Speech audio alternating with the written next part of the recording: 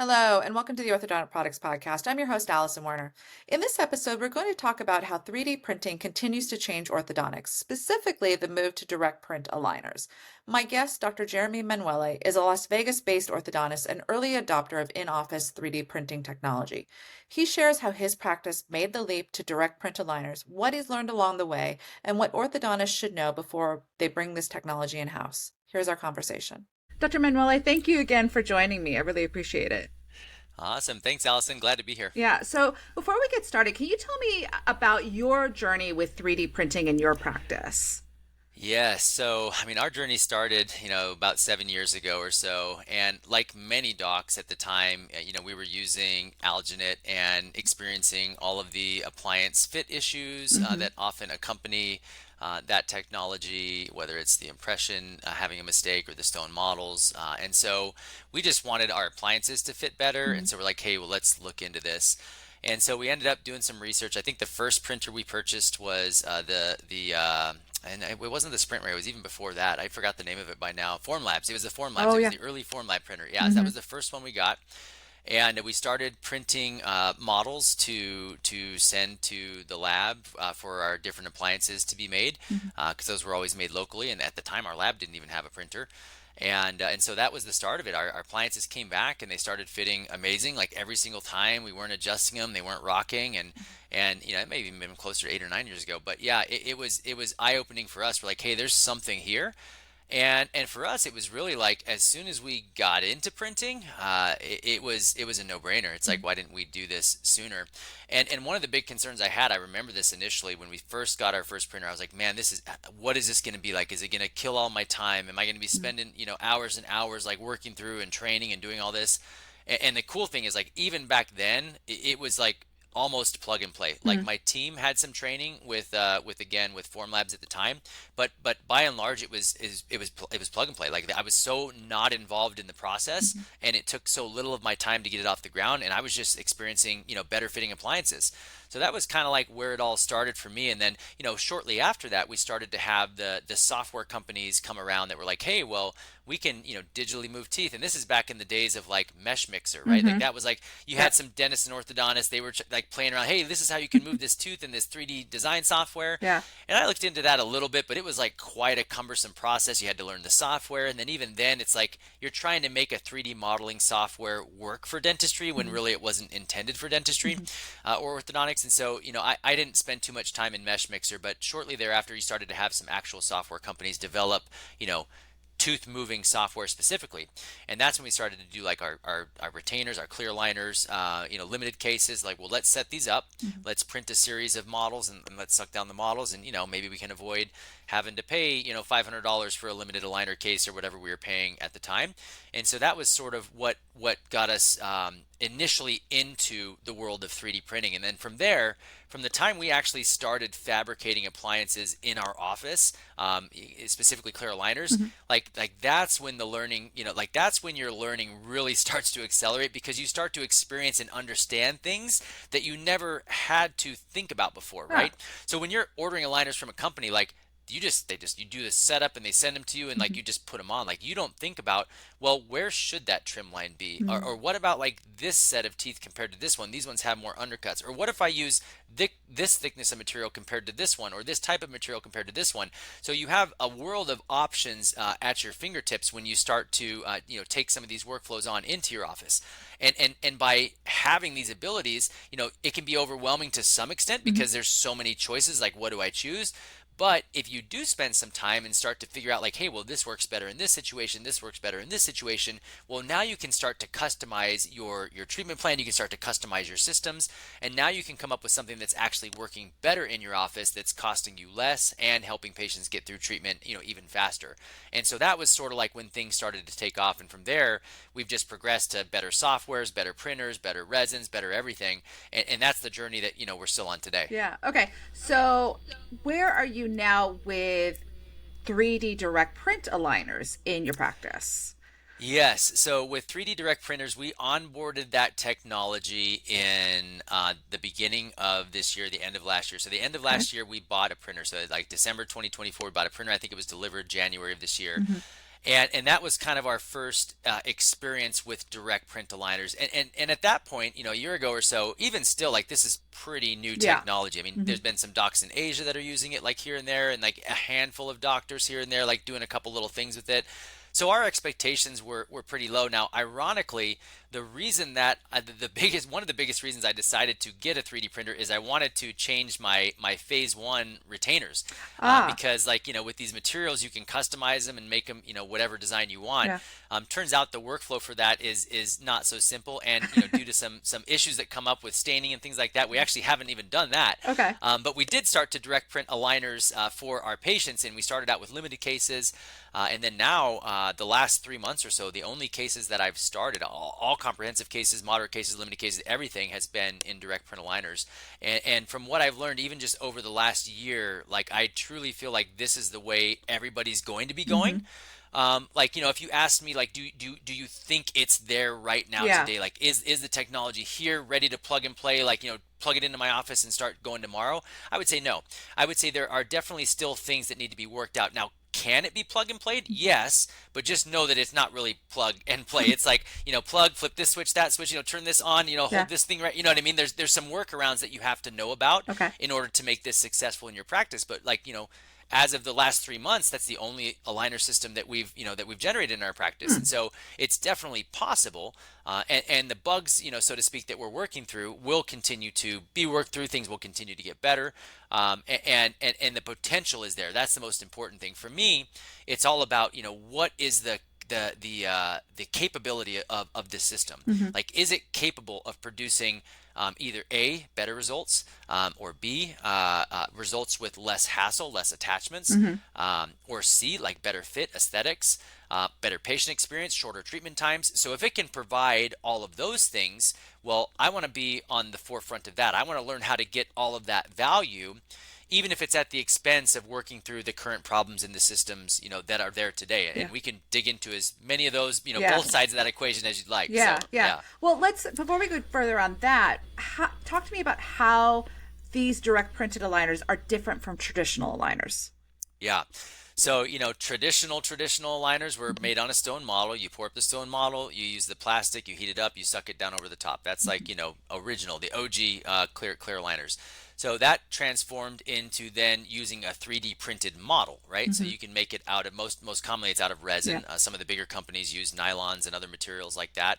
But essentially, you 3D print a model, and then you have the model of the teeth. Instead of being in stone, it's in a resin, and then you use a sheet of plastic, and it goes in and forms over that as well.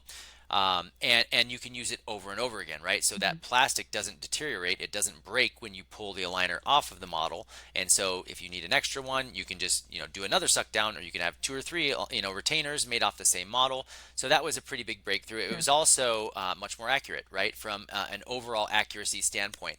Now, even though it is more accurate, it's actually in some ways less defined, right? So when you have a stone model that is accurate, that's captured correctly, that there's no bubbles, Hmm. like, you'll see very, very precise anatomy on these models. And with 3D printed models, you'll often see those layers or ridges Hmm. of where the print is happening, and so it's not quite as Right. refined. If you're not careful with that, with your settings and the type of printer you use, you can actually, create an aligner that's not as good, Hmm. that maybe is not as retentive or doesn't work as good. But by and large, they work just as good, if not better, because overall they are more accurate. Like, one tooth's not going to have a bubble in it, for instance. If you capture the scan correctly, it's going to be printed, accurately, even though it may not be quite as high resolution. Hmm. Routinely as like a plaster stone model was, if that makes sense. Now, I mean, you could print them at a super high resolution with the printers that we have now, but most people don't, because what we found is that you don't need to, right? There's a certain level of resolution that's fine, works for those cases. So that's typically what we print at, so that we can just have the volume and have our workflows not be slowed down by waiting 15 hours for like a 1 micron print to go through or whatever. So and I would say today, most doctors who are doing 3D printing are 3D printing the model, and then they do the suck down, and that works very well for what most people would call in-house aligners. So now with direct 3D printed aligners, the system is just like it sounds. So instead of printing any intermediary model, anything like that, literally off the printer build shelf itself is going to be your clear aligner. Of course, it'll have supports and whatnot in order to maintain its accuracy, but literally the resin itself is transformed into the aligner itself via direct printing. And so this is unlike any other material. Other suck downs and any other liner companies up to this point have been, a suck down material over something else.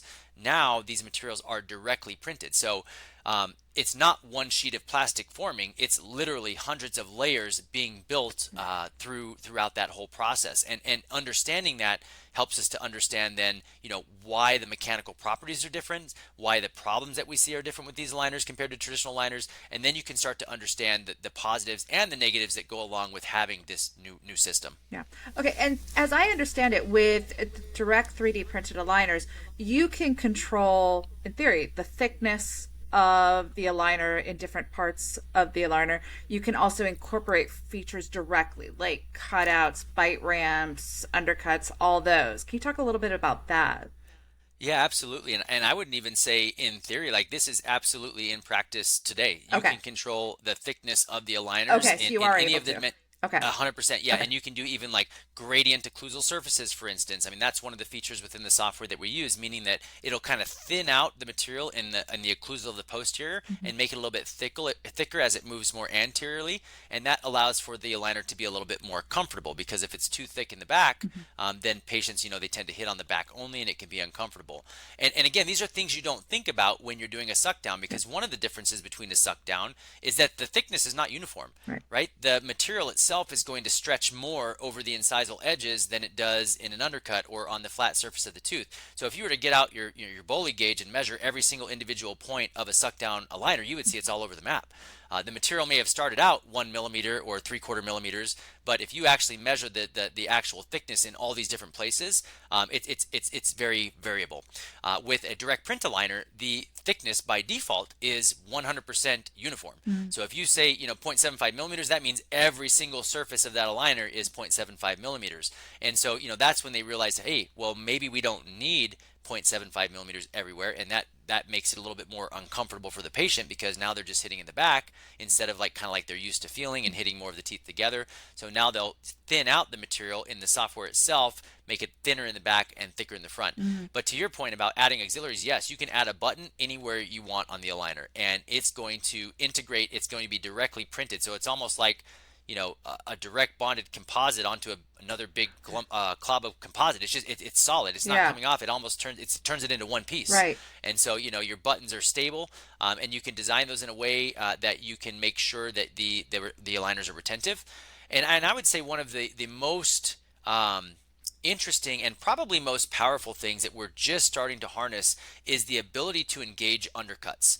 So an undercut is any surface of the tooth that creates retention, meaning that like if you're looking straight down at the teeth, you'll see the teeth, but there's some part of the tooth underneath what you're seeing, like that kind of curves inward, and those undercuts are what allows us to grip onto those teeth. And so traditionally with suck down materials, the material itself does not engage the undercut completely. And that's good in a lot of ways, because if it did engage the undercut completely and you were using suck down plastic like all the other aligner companies have, and if it actually engaged those, that aligner material is so rigid and so thick that you wouldn't be able to get the aligner off. You probably couldn't get it on, but even if you did get it on, you wouldn't be able to get it off, because it's just too much force in those undercuts. Well, now we have the ability to precisely hug those undercuts. We can 360-degree wrap around that tooth, and at the same time we can start to control the force that we place on that to make it to where you can get it on and off. And that to me is one of the biggest game changers as far as how we practice orthodontics and how we use clear aligners to get to the end result. Because in theory, and again this part is in theory we can dial that in so precisely that we need no attachments on any teeth ever, right? So that's the theory. Now in practice, the comprehensive cases that I've been doing over the last few months range anywhere from 2 attachments, like maybe just on the maxillary canines, to I think the most I've done on a direct print case is like 8, like 4 per arch, like 2 on each side, 2 in each quadrant. Compared to my traditional suck down aligners routinely have 12 plus attachments. And so it's definitely different. When the posterior teeth have significant undercuts and there's not significant rotations or anything else like that going on, then those teeth will track. They can move, they can upright, and they don't require attachments like they used to. Okay. Yeah, because that was going to be my next question. Do these typically require more or less attachments? So. Oh, by far, yeah, by far less, and for those reasons precisely, and that's where what I've really been trying to experiment with. I had one case that I was like, we've never been able to just move a lateral incisor down. Like we always try to do that. We have to hook a button to it, a rubber band, attachment, tip it forward and then move it back. So I tried to just like moving it down in the software, and it moved down a little bit, but so we're not quite there yet. Yeah. Like it kind of just started to pop off the tooth, and even with the reactivation, which we haven't talked about a lot yet, but even with that reactivation, I wasn't able to just pull it straight down. So I'm like, okay, so we went ahead and rescanned, and now I'm going to try, like, again, no attachment. I'm going to try a protocol where we tip it facially first, create a little space, and then move it down and back at the same time. So that's like the typical staging protocol that we would use with our, with our former thermoform plastic aligners, but without an attachment. So it didn't seem like there was enough undercut to pull it straight down or enough force to pull it straight down, but I'm hoping that we can tip it forward and then pull it back again without attachments, because lateral incisors, if you talk to most orthodontists who do a lot of clear aligners, that's one of the pain points, right? Getting those teeth to track predictably and end up where they're supposed to can be quite difficult even with attachments. And so that would be a breakthrough as well if we can come up with a system that works without attachments in that area as well. So is that a question of software or material? Mostly, so material and then software workflow, right? Okay. So the material has to be strong enough and to create the force on the tooth. In order to hug the tooth or put the force on the tooth, you have to have an undercut. So there are some, like peg lateral incisors, for instance. There's no way we're going to be able to pull those down because there's nowhere to pull from. But most lateral incisors do have undercut. And so it's a combination of how much undercut do we need, how much force do we need at those undercuts, and what staging movements do we need to make it happen. So the more undercut we have, and the more ability we have to add force to that undercut, i.e. maybe making the aligner margin a little bit more gingival so it adds rigidity in that area, maybe making that portion of the aligner a little bit thicker so that it again is more rigid in that area. And then using a good staging protocol, like we mentioned, maybe tipping it forward, creating a little bit of space, and then moving it down and back at the same time. So you're almost creating more of a surface to push from. Like between the combination of those things, I'm optimistic that eventually we will figure it out. We'll figure out how to do it, predictably. Okay. So let's talk about the resins, and those are key to all this. How did the materials, kind of in your opinion, the materials used in these aligners differ in terms of like flexibility, durability, force delivery? What are you seeing? Absolutely. Yeah. The resins in 3D printing in general, that's been transformative over the last decade. I mean, there are so many new resins coming out. We started out with just a resin to print models with. Like that was huge. It's like, oh, we can print models. And then it was like, oh, well, now we can do splints, and now we can print in different colors and do dentures, and now we can print fake teeth and glue them onto the teeth. As it relates to orthodontics specifically, another breakthrough was indirect bonding, printing those indirect bonding trays. So they came up with resins to do that. So now we're talking about the resins for these direct print aligners, and really there's only two on the market in the United States that they're really getting much hyper buzz. There might be more, but there's really two options that when people are looking into implementing into this practice, they're looking at either Graphy or Lux Creo, and they're very similar in their properties. And so basically they both work off of the same principles. Each of them have their own proprietary, formula, compilation, whatever. But it's a multi-layer material, and they're both thermodynamic. I think Graphy calls theirs shape memory. Lux Creo might call theirs active memory, something like that. But this is important for if you've never heard about these direct print aligners, or you've never heard anything about direct print aligners. This is one of their most unique features that unless you've researched it, you probably would have no idea about. So what this thermodynamic nature of the aligner means is that when the aligner distorts, or becomes crushed, or you run it over with a car, like you're not going to do that, right? But when you put it on your teeth, the teeth do stretch out the aligner a little bit. It distorts the aligner. And when the aligner is distorted, of course, it's not able to produce the same forces that it was before it was distorted. And that's a problem with every single aligner material we use. Yeah. And with the suck down materials, we tried a lot of different things to overcome that. You do like multi-layers. It's like thick on the outside, thin on the inside. This one's squishy. Like there's a lot of, great, inventions and ingenuity that have come about trying to solve the problem of force decay, meaning like, hey, the force started out great, but toward the end of the aligner, it was gone. And so when you think about that with traditional thermoformed plastics, if you lose a little bit of, you have a force decay on the first aligner, well, now the second aligner has to make up for that force decay, and then the third aligner has to make up for the force decay in the second aligner. So you're constantly chasing your tail essentially, and by the time you get to your 30th aligner or your 40th aligner or your 50th aligner, that is one of the underlying causes of why these teeth tend to get so off track, is because even if the forces were designed perfectly in the beginning, that force decay stage after stage after stage after stage after stage adds up to the point where it's like, well, now the force is not sufficient to actually make the movement that we need because these aligners have distorted so much. And everybody that does clear aligners has seen this. The patient comes in, they're on aligner number 40, and they get it on somehow. They smash it on, they bite it down. They basically immediately distort their retainer. Their teeth are clearly not straight, but they're wearing their aligners, they're putting them on. And if you wear your aligners 3 hours a day, that's what will happen. You'll have force decay and you won't have movement of the teeth. So compare that with direct print aligners. Yes, you have force decay. And in fact, direct print aligner forces per thickness are actually less, almost about half. So when you look at, like, if I just were to make, like, take a like an Invisalign aligner or whatever, an Angel aligner or a ULab aligner, like if I were to just take one of those and pop them on my teeth, the force of those aligners would be almost double what it is if I take a direct print aligner and pop it on my teeth. Okay. So initially that seems like bad. It's like, oh geez, are these even going to have enough force to move teeth? But it turns out that both amounts of force are plenty. And in fact, the suck down materials have more force than is needed to move teeth. All right, they have that because, again, they're trying to eliminate that force decay. So if you start out with more force than you need, well, as the force decays, hopefully you still have enough force to move the teeth. That's the theory. With the direct print aligner materials like Graphene and Lux Creo, what their approach is yes, the force is less, but that force can be renewed, and that's where that thermodynamic, the properties come into play, the shape memory, the active memory. What happens is when these aligners are distorted, and we could link a video. I don't know if we can link a video in the description, whatever. I'll send it to you, and I'll show you a video of an aligner that's literally like almost tied into a bow. It looks like a ribbon. It's so distorted, and we did that on purpose just to demonstrate it. Yeah. We throw it in a glass of boiling water, and boom, it's right back to its original shape.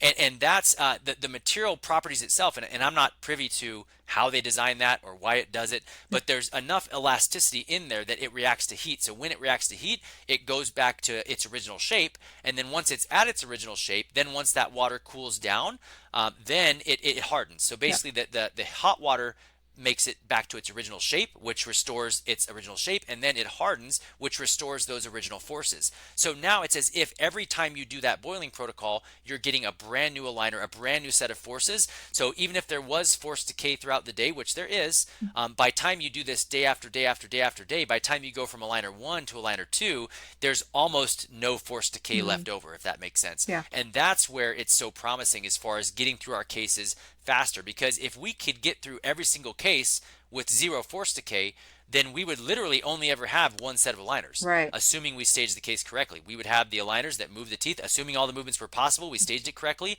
we would get that result every single time. And so that is the direction it's headed. Are we there yet? No. Are we there on some of these cases? Yes. Yeah. I've had cases where I set up one set of aligners and we get to the end and their teeth look exactly like it does in that last set of aligners.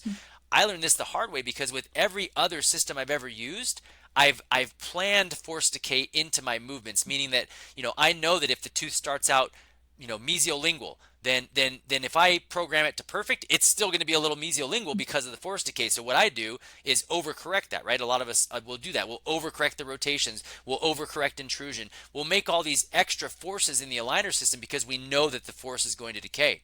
Well, I started using my direct print aligners in that same way. I started doing these overcorrections, but then I'm going and I'm looking when these limited cases are done, and I'm like, dang, the tooth is actually overcorrected. Like it actually moved to the point where I put it, and I'm like, wow, that is fascinating. And so, yeah, that was when I really started to know, like, this is where this is going. Like, this ability to move teeth in this unique way is, yes, it's at its infancy now. It's still just barely getting off the ground. But I believe in 5 years, like, this is going to be like most of the progressive practices across the country are going to be doing this. And I would have said the same thing 10 years ago about printing, and I think that's correct. Yeah. And 10 years ago, we were one of the earlier docs to get a 3D printer, Yeah. right?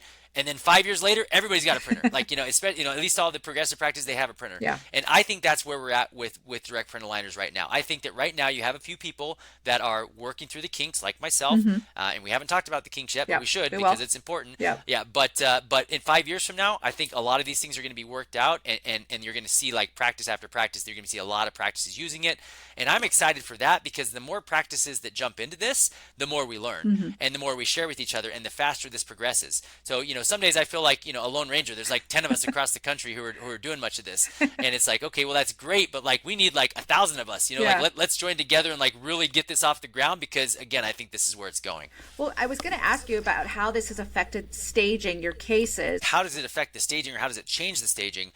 That is what I'm still experimenting with. So, the question is, how much can you move the teeth per stage? Now, force decay has a big part of that equation. Right. So the more force decay that you have, the less you can move per stage, because the force decay is too much. You need to kind of like replicate that same movement in the next stage to a certain extent, and you have to have those movements close enough together that when this part decays, it'll kind of get picked up with the next aligner, and then when that one decays, it'll get picked up with the next aligner. But the less force decay that you have, theoretically, the faster you can move the teeth per stage. So if you have an aligner that can be thermally activated every single night, well, instead of like 0.1 millimeters per stage, can we do 0.2 or 0.3 or maybe even 0.4? Like, how much can we push it? That would help to drive down our costs, right? Because we're using less material. It's also more friendly for our environment. So I think that both of those things are important. Right now, I basically kept the staging the same as what I do with my thermoform suck down materials, as I'm working through all of the other things about using direct print aligners. But once we get some of these other things dialed in, that's to me like the next step. Like, how far can we push it? Yeah. Like, can we do double? Can we do double the amount of movement?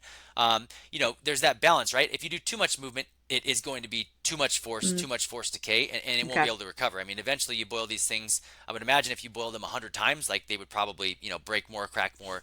I'm sure they have some sort of, wear them out effect. So, how long they take to get worn out, what that force decay is, that will determine how much we can move per stage the aligners. For me, at this point, that's not the most important thing, because I can print more aligners. It's not so cost prohibitive that I need to skip 3 aligners, and print 1, 3, 6, 9. Like, I can just do 0.1, 0.2.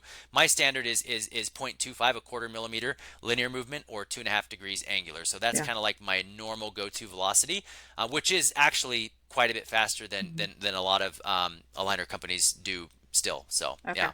I know you've mentioned in talking here with the shape memory, using heat or hot water. Yes. And I know from my own research and interviewing some other people in the past on this technology, typically the patient would put it in some kind of hot water to reactivate. Are you having them do that with these materials and these aligners that you're printing? Yes, and I think that this is super, super important. I think if you skip this step, your experience with direct print is you're going to try it, and I've talked to docs who have done this. They've said, "Hey, well, yeah, I just want to do direct print aligners because like that's cool, like whatever, less waste, it's fine, and it's easier. I can just print directly, less cleanup." But they just give them to their patients and pretend like they're the normal thermoform aligners, and they're going to act the same way, and they don't. There is force decay on these direct print aligners, just like there is on thermoform, and there's less force. So you're going to have more problems with this system if you never reactivate that force. If you just try to like give them the aligner and say go, you're going to have more problems because there's less force than with a traditional system. So in my opinion, it's critical. Now you have a couple of options on how you do it. So currently we print out a little paper. It has the instructions. It's like, hey, these are like the most advanced aligners available. Like these are reprogrammed every single night, and this is how you reprogram it. It restores it, so it restores the forces of a brand new aligner. I say it probably way better than that on the paper because I think I had ChatGPT help me. But that's the nuts and the bolts of it, right? It's like, okay, these are cool, and this is what you have to do to make sure that they work well for you. And so we have them just boil some water, put it in either a mug or a bowl, and you throw them in there for 5 minutes. And then you can either let the water cool completely, like leave them in for 20 minutes, or you can like cool the water down, just put cold water in after that 5 minutes, and that's it. Pop them back in. We also have instructions for how to clean them, because that's not something we've talked about yet, but staining is an issue, regardless of what any company may tell you. 100% it's an issue. But that's an issue that we are working through, and we can talk more about that too if you want. Definitely. Okay, so let's, before we go down that path, let's talk about, you talked a little bit about this, but what are the biggest pros and cons compared to the other aligner systems on the market? Yeah, let's break it down. So what the biggest pros, right? So the biggest pro, in my opinion, is the ability to use less or no attachments, and the ability for the teeth to track more precisely and achieve movements that we otherwise couldn't or less predictably achieve. So those are the biggest benefits. As an orthodontist, it's like those are the biggest takeaway nuggets. I can get through my cases more predictably with less attachments. Like 100%, those are the big ones. Now, other benefits, I mean, less waste to the environment. You can print them directly in your office, so turnaround times can be very short. It's easier as far as manual labor goes. You're not trimming models, with instruments and slipping and accidentally hitting your finger, whatever. Like, so from a safety standpoint, those are all good benefits as well, but kind of more incidental. The big things is like, hey, I can move these teeth better. I can move these teeth faster. I can move these teeth with more precision, and cost, right? Like if you can dial the system in and you can use less aligners and less treatment time, you're going to pay less because you won't need $1,000 per case. You won't need that many aligners. You can finish much faster. So those are the big benefits. Now let's talk about the drawbacks. And again, this is as we're recording September 25th, 2025 is when we recorded this, right? So drawbacks as of this date, right? So I would say one of the biggest drawbacks is staining. And again, staining is, and a lot of doctors are like, okay, well, they stain, I'm not going to use them. Well, okay, that's fine. But like, staining, in my opinion, is a pretty minimal trade-off and also something that you can work through. So that's what we've been doing.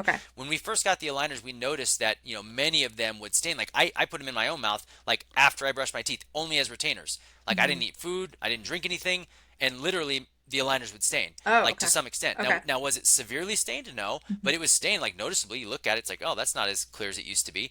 So the reason that these aligners stain is because it is a layered material. It is not one sheet of plastic that, like a window, right? I mean, like your windshield doesn't stain, right? I mean, everything just slides off of it. A sheet of plastic typically doesn't stain because it's one continuous sheet. These aligners are printed in layers. So even though you can't see the microscopic layers, they are there. And little small particles of food and saliva and whatever else that's in your mouth goes into those little microspaces and causes it to yellow, causes it to, all the things. So, for most patients, I would say 80% of patients, if they are using either a little bit of peroxide or an Efferdent tab, and I tell patients to use, the Efferdent, Polydent, Retainer Bright, one of those, just because in addition to the staining, it actually, it makes the taste better too, which can be an issue as well. We can talk more about that. So if 80% of patients, if they do that, they're not going to have issues with staining. So that eliminates, 4/5 of the problem right there. So now we have that last 20%. So, and maybe it's closer to 15, but there are some patients whose aligners stain very quickly and very severely. I mean, you would have to show some pictures online, but like dark, like darker than you've ever seen a retainer, essentially. It's pretty wild. So for those patients, what we have found works the best is 3% hydrogen peroxide mixed with an Efferdent tab. So instead of mixing it with water, you mix it with peroxide. Now you can't boil peroxide; it gets all foamy all over the place. So you kind of have to do your boiling protocol and then your cleaning protocol, or the opposite. You do your cleaning protocol and then your boiling protocol. You can't do them both at the same time if you're using 100% peroxide. But we even have experimented. You can get 12% peroxide on Amazon, and pretty much like that'll kill anything. I mean, I'm not recommending that to my patients because like you get it on your hands and your hands are turning white, like it's bleaching everything. So yeah, it's very, very strong. But yes, typically with just a regular 3% peroxide and a disclosing or a cleansing tablet, it's going to take care of that extra 15 to 20% that do stain more. And initially we didn't know how bad this was, so we had patients come back and they're like, I'm not wearing these, like I can't wear these to school, like look at this. And I'm like, oh, okay, well, we got to figure this out. So that's when we started just like trying things out, like what's working. I mean, we had enzymatic tabs that we had ordered, I think, from Henry Schein. We were ChatGPT and we were researching like what can we do to get rid of the staining, and that's what we came up with that seems to work the best. is the hydrogen peroxide with the disclose or with a like a cleaning tablet Okay. and ultrasonic. Sorry, I should mention and Mm, ultrasonic. So okay. we put those in your typical ultrasonic cleaner. So Okay. Lux Creo does make an ultrasonic cleaner that does heat up, Hmm. but I don't know if it's like widely available yet. Okay. So we ordered one and kind of tried it out, but we're Yeah. not providing it for our patients yet. If you go on Amazon, they make some really good ones. They're like $35. Hmm. It's an ultrasonic and it also has a UV light. Mm. The UV light actually does interact with hydrogen peroxide to that's like zoom whitening. That's the same principle, right? So you Yeah. have the bleach and then you have the light, and those two together work best. That's the same thing. You get a $35 ultrasonic UV light cleaner on Amazon. You put some hydrogen peroxide and a disclosing tablet in there, and it takes care of the sanding. So yeah, it Okay. works great. Okay. And then the aligner quality is holding up for that stage with no problem. Yes, we have not Okay. had any issues with degradation of the aligner quality due to the cleaning. Okay, Okay. so we haven't talked about breakage yet. That's a thing as well.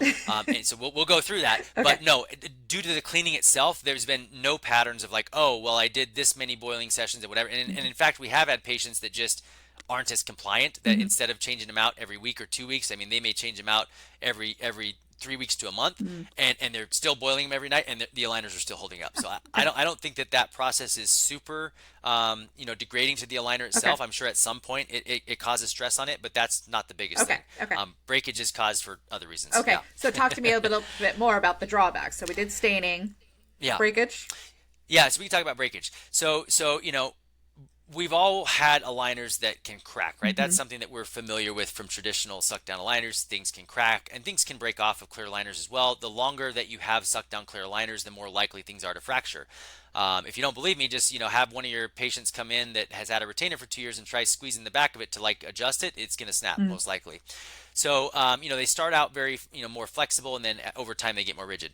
With the 3D direct print aligner material, there is a certain level of rigidity that I would say is I don't know how to describe it, but like we'll have issues with certain patients where when the force is high enough, you will see failure fracture of the aligner material itself. Okay. So for instance, like maybe they're a clencher and they're biting down on their their maxillary or their mandibular right second molar, Hmm. and then they just bite, and they hit this one spot all the time. Well, it can cause like basically that piece to kind of like fracture off essentially. We've seen Okay. that a handful of times. Okay. Some other interesting things, and this is something I had never seen before. You're familiar with the concept of turbos to open a bite, Yeah. which basically means that we build in the aligner, not on the teeth, but we build in the aligner these little ramps, Hmm. and these ramps are what the lower teeth bite into. And the idea is that as you're biting on these ramps, it's either pushing the upper teeth up into the gums or the lower teeth down to the gums, and the bite is opening. Hmm. So we've used these turbos forever in order to correct deep bites, and they're very, very effective. Yeah.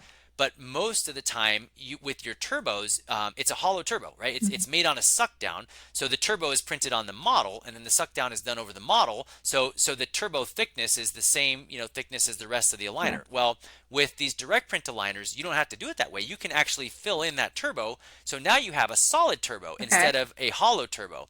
So the hollow turbos, they would just crush. Like if you had too much force on them, they would just crush down, Hmm. and that one would be distorted. Like talk about the force decay, Hmm. that would be distorted, and then you move on to the next liner, and you get some good force for a minute. Then they crush it, and that's kind of how it went. And Okay. patients who crushed them really quickly tended to get less benefit from it, and patients who tended to just keep gentle forces on those turbos tended to get more benefit because it allowed time for that force to actually move the teeth.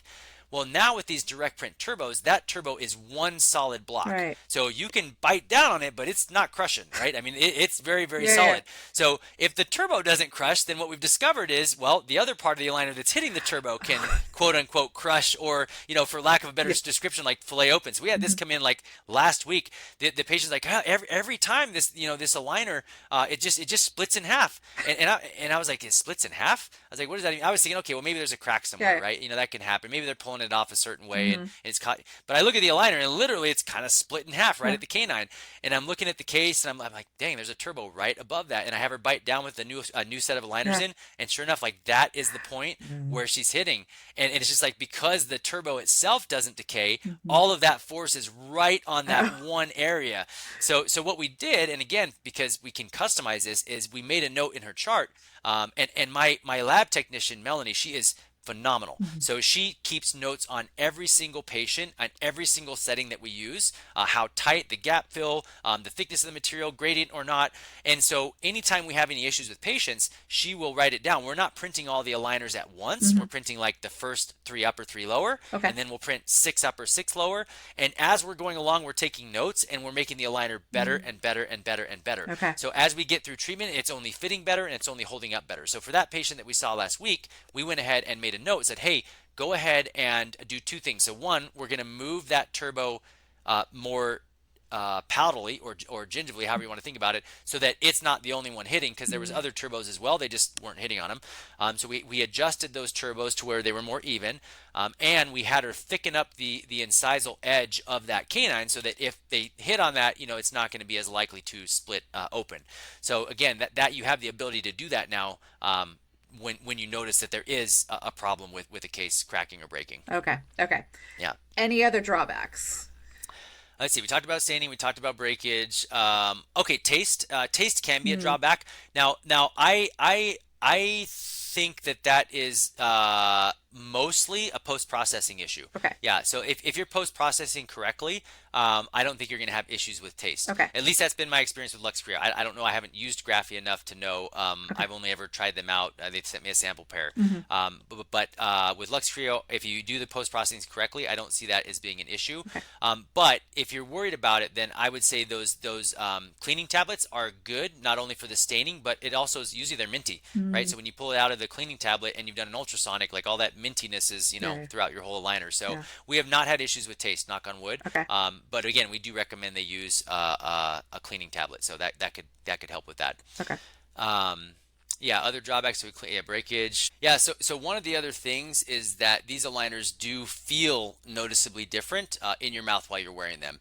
So traditional suck down aligners are smooth. It's one piece of material, and so the external surface of the aligner is also very smooth. Like you can't really feel anything except for smooth surface, and your teeth just sort of feel the same way but with plastic over them. So with these direct print aligner materials, it is printed in layers.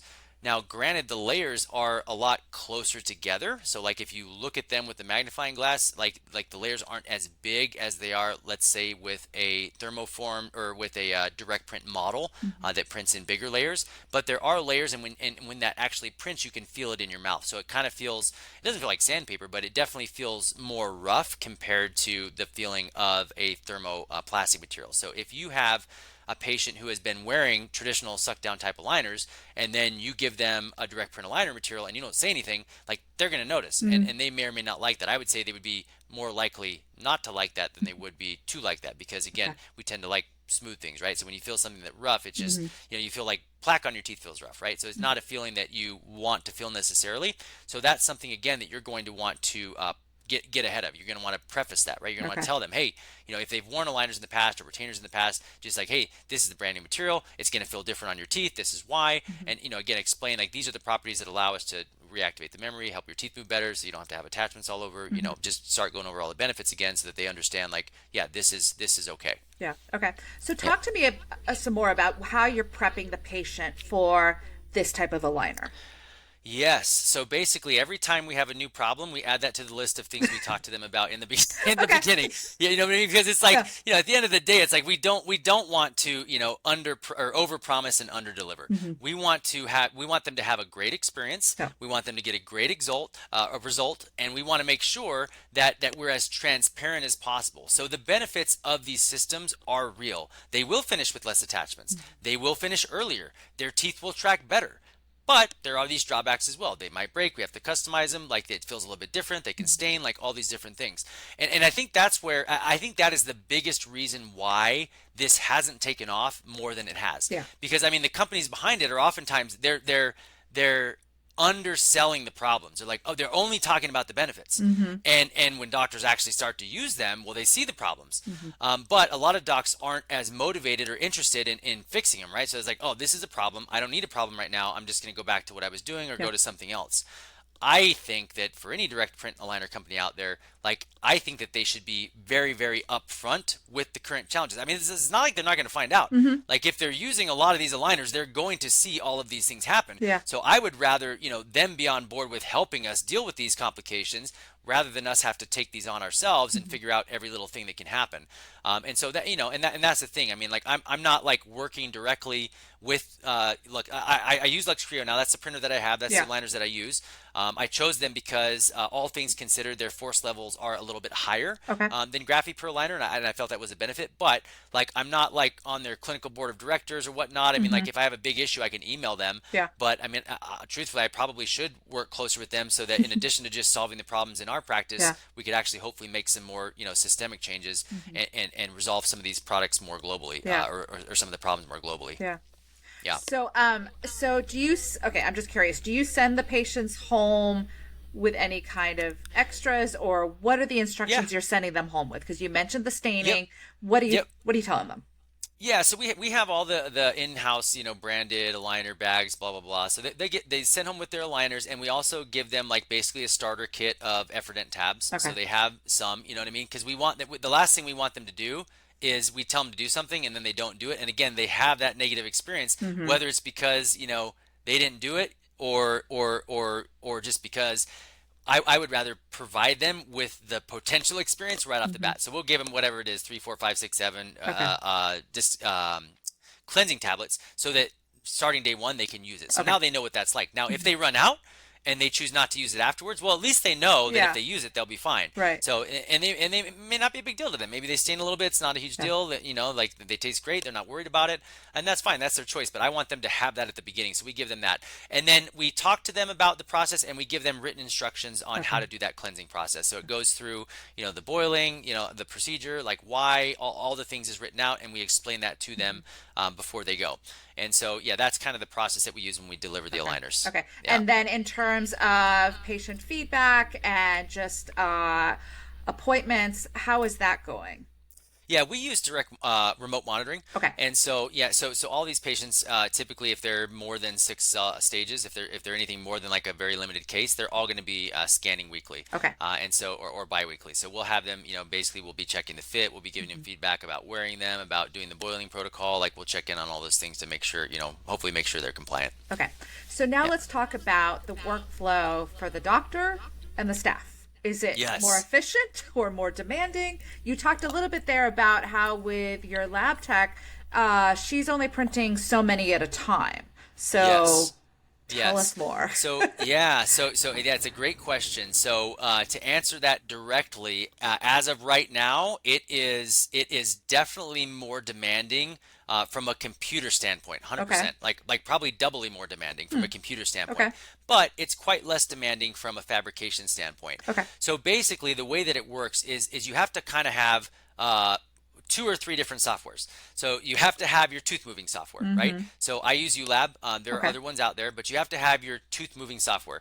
Lux Creo, I think, has their own kind of tooth moving software as well that I haven't really used or experimented with. Okay. But you have to have something to actually move the teeth. Okay. So once you move the teeth and you have the stages, you have like, okay, here's our 10 stages that we're going to do. Now you have to export that into the software that will then generate the actual aligner. So the aligner shell itself has to be generated. Like it's not just like you give it the model and it's like, oh, let me spit out an aligner for you. That'd be great. Yeah. Maybe one day that'll be what it is. But as of right now, the beauty of it is you can customize it, but the bad part about it is you have to do it for every single stage. So like if you have 20 stages, then you have to go through and design every one of those aligners. Okay. And like labeling and thickness if you added here versus there, all the settings, like they have to be copied to each individual stage. So there is like an AI feature that sort of like automates some of that for you and can spit out aligners much faster. But if you do that, again, you lose a lot of the customization. And so again, like a lot of docs are like, oh, this sounds great. I just want to use the AI. And the company is like, they're selling this AI as if it's like going to work on everybody. And it may work on like a lot of patients, but there's a lot of patients that it won't. So like if you really want to have consistent quality results like right now with the current systems, you have to customize it to some extent, Okay. and that takes time. Now, a lot of docs are trying to take that on themselves, and I think that's a mistake. Like that part doesn't have to be done by you. In fact, Okay. I don't even hardly know how to use that software at all. Like Okay. I've only I trained on it like once when we first got the printer. Uh-huh. I haven't opened the Aligner Designer software since January when we trained on it. Okay. Like my lab technician, Melanie, she's amazing. She does everything. Okay. So she like she like I'll make notes to her. I'll say, hey, print it this percent, or do the, like extra tight or not tight, or do like trim the aligner scalloped or straight, or extend it this much. Like I'll give notes about what I think might be needed for that case based on their anatomy, based on how proclined the teeth are. So I'll give her some some ideas. But again, she's been the one collecting feedback and data. So every time we get feedback on how it fits, it goes into that binder. She's pulling up the case and looking at it. It's like, oh, well, those crowns were pretty short and it fit this way. So next time, let's try this. So she's actually able to dial it in probably better than me. So I give her feedback based on what I think. And then she kind of meshes that feedback that I give her with her own experience and the data she's gotten from the patients, as we give her chairside feedback. Okay. And talk to me about like what was her experience before you started using direct print aligners? Yeah. So she'd done quite a bit with 3D printing in general. So she Okay. was around when we ordered our first 3D printer, right? So she had gone through like, different softwares, ULab, RCAD, like all the things, and she went through onboarding model printing, Okay. and then she went through onboarding indirect bonding tray printing. So she had already done both of those. We use Sprint Rays for those two processes. So I actually have three printers. One I use to print models, one I use to print digital indirect bonding trays, and then one we use to print the direct models, because I hate swapping out resins. Okay. Right? I mean, the Lux Creo printer can do all three. Like we can print everything that we need on one printer, but then you got to Right. swap out Yeah. resins, and it's a whole, it's a mess. So we have three different processes. So Lux Creo was the third process that she had integrated into our practice. So she did have, experience with 3D printing in general, Okay. but just not that specific type. And there are some differences. Like for instance, the build plate is it's more of a membrane. Like the build plate is almost made out of like a nylon, like Kevlar type material. It's not metal. Like you don't scrape it like you do like with the metal ones. So there are definitely some nuances, some differences, because the precision of these aligners is much higher. Okay. And when it came for me, like onboarding this process, one of the reasons I decided to go with Lux Creo is that they have a completely integrated system, meaning that every single step of the process is controlled by them, and you use their stuff. So the design of it, to the printing of it, to the post processing of it, to everything. So Graphy is open source. So essentially, you can use different, like Graphy is a material, Yeah. and you can use different printers to use it. And so the plus of that is that you can probably get involved with it and use some of the equipment that you already have. But the downside of it is you do lose a little bit of the I don't know if I want to say quality control, but like the predictability of having the same system. Like everything about Lux Creo has been designed from start to finish for that specific system. Okay. Whereas with Graphy, it's a material, and then the printers and the different things are kind of like worked backwards to fit that resin, if that makes sense. Okay. Yeah. Yeah. Okay. And so in terms of her workflow, she's doing that CAD design then. So Yes. understands Yes. that software. And then Yes. she's doing the printing. What's the post-processing like? Yeah, so the post processing is more involved than model printing. Okay. So essentially, like there's like multiple alcohol baths instead of just one. Okay. They have like like basically like it's like a kind of like initial alcohol bath, and then like a final alcohol bath. And then they have like the curing unit induces heat as well as light. So the post processing does take longer than with like a traditional model. So I think the total post processing time is about an hour ish, Okay. like a total. Yeah. So in the printing time, is probably like 25 minutes. You can fit about 12 arches on a build plate. So basically, you can spit out about 12 arches per, let's say, hour and a half. Yeah. So we routinely will do next day deliveries. So if and sometimes even same day. Like if it's the early morning, she can get it done by the afternoon if a patient wants to start same day. Okay. But routinely we'll do next day. So let's say they come in and they want to get started, so we can generate the quick three, which is like the first three aligners. We get those files out. She designs them, gets them printed. And, by the time that whole workflow is done, it's probably 4 to 6 hours. And so if we do it by the next day, that's great. Like that's Yeah. pretty easy to do. Okay. Yeah. And then you said before that she's only printing so many aligners at a Yep. time for the patient. So like maybe the first three or something like that. Yeah, so we always start out with the quick three, and the quick three that's a protocol that we used even before direct print Mm. aligners for anything that was in house. Okay. The quick three, what it does is even before we were using direct print aligners, and when we were using more attachments, the first three aligners were just quick, they were easy, the patient can get started, and it does a couple things. So one is it kind of starts the physiology of the tooth movement. So they're Hmm. wearing aligners, the teeth are starting to move, so you're kind of activating all the processes, if that makes sense. Hmm. Two, it allows them to get used to the aligners without Yeah. attachments on there. Yeah. So, they don't have like attachments, rubber bands, IPR, like whatever else may be involved in the case. Like that doesn't start until 6 weeks in Mm. when they're already very comfortable wearing, aligners at that point. And so, when we switched to direct print aligners, or when we started using more of those, we just continued that same workflow. Okay. But the difference is like now, come that 6 week visit, there are a number of cases we don't add any attachments to. Like if the clinical crowns are a little bit longer or there's significant undercuts, like we don't add attachments. We just let the undercuts and the crowns, use that as undercut. If the crowns are short and they're like little nubby teeth, like then we will make the gingival margins longer. So we'll extend the gingival margin of the aligner so it covers the gums a little bit, Hmm. and we'll thicken the area where the small bit of undercut is, so we can get again good retention, and we'll shrink the model down a little bit. So we'll do all those things to get better retention on short clinical crowns. Okay. All right. Big question. How does in-house printing affect costs, lab fees, and profitability for practices? Let's talk about costs. Yeah, that is a great question. And out of all the things that I nerd out on, like cost is one of those things that I don't nerd out on that quite as much. So Bill Lehman, he uses Lux Creo, and I know he's dialed it down to like the penny, Yeah. calculating in the staff time with the computer, with the waste, with everything. I want to say that the material costs are around $6 in a liner. The resin is the most expensive part. Okay. I want to say and it's way more expensive than model resin for sure. So I want to say that the actual average align it's between $4 and $6 per aligner is just the resin portion Okay. of it. So then you have to add, of course, the purchase of the machine and the longevity of the machine, and when you have to swap out the membranes, and again your staff time. Yeah. So I don't know. I mean, it's probably somewhere between 12 and 16 if I had to guess. Okay. But it's way less than $17.99 a case or whatever. Right. You know what I Yeah. mean? That's all I focus on. I'm like, okay, well, I'm paying way less than I would be like ordering a case from any aligner company. And so yeah, the math pencils out for me. But for me, it's more like this is super cool. Yeah. Like it allows me to do some things that I haven't been able to do in the past. And yeah, like the costs are only going to get better, right? Like as technology improves, there's going to be more competition. There's going to be more resin companies that come out. There's going to be more printers capable of doing things at lower costs. So I figure like if it's already cheaper now, it's only going to get cheaper than that. And so yeah, so I see the cost as definitely an overall net positive. But that wouldn't be the reason I would do it. Because Okay. if the reason you're doing it's cost, you're not going to spend the time that you need to work through some of the kinks. You just want it to work the same or something and pay less. That's not the answer for you. Yeah. Okay. Yep.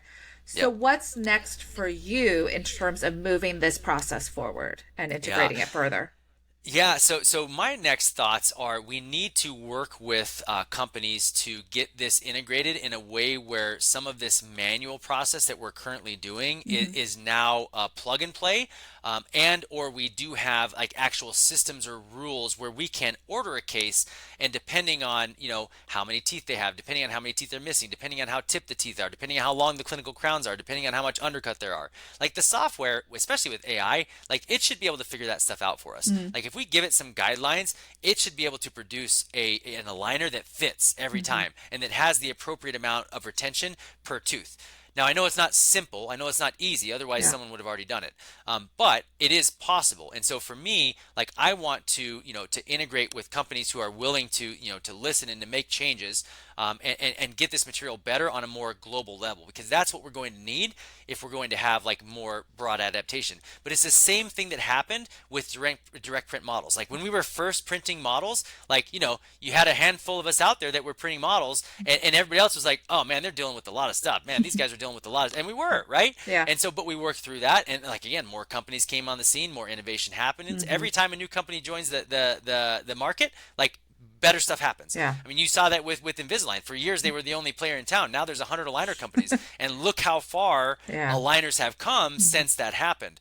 So yeah, the more companies that get in the game, the more orthodontists that get in the game. I want to collaborate with more like-minded people like that in order to really advance this and make it even better than what we're doing today, not only from its potential capabilities, but actually the entire system be better. And I think that's where it's going. Okay. And then Yeah. final question, what's your advice to your peers who are thinking of onboarding this type of technology? Yeah, well, so one thing would be like I wouldn't make this my first printing technology, truthfully. Like Definitely, I would start with models. Yeah. You know, I mean, like just it's like get comfortable like Let's doing assume like they have a 3D lab already. Yeah, 100%. Yeah. So my advice, I would do your own research, right? I mean, like they say, the two big players are Graphene and Lux Creo. There are pros and cons to both of them.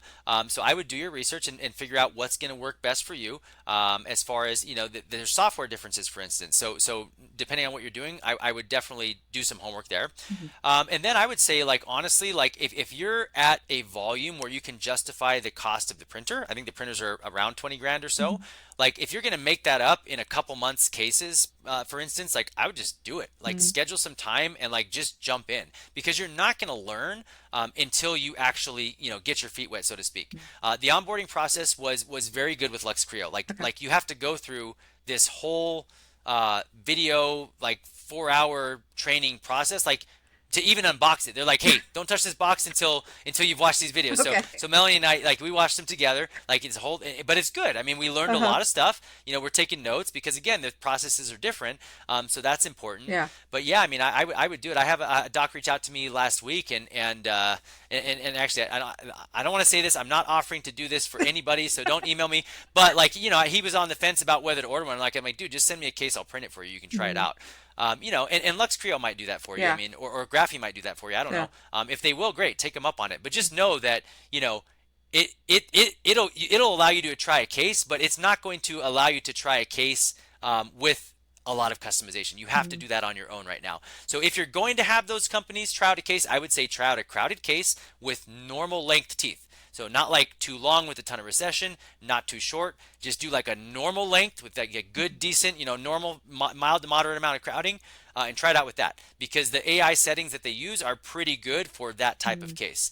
Okay. So yeah, I would say if you want to just try one, try it out like that. But honestly, like you're not going to get really good at this, nor are you going to see like a ton of benefit from this unless you actually do it. So yeah. All right. Well, Dr. Manuele, thank you so much for your expertise and sharing your experience with this technology. Really appreciate it. Thanks, Allison. Glad to be here. And yeah, we'll catch up again soon. Definitely. As always, thank you for joining us. Be sure to subscribe to the Orthodontic Products Podcast to keep up with the latest episodes. And be sure to check out orthodonticproductsonline.com to keep up with the latest industry news. Until next time, take care.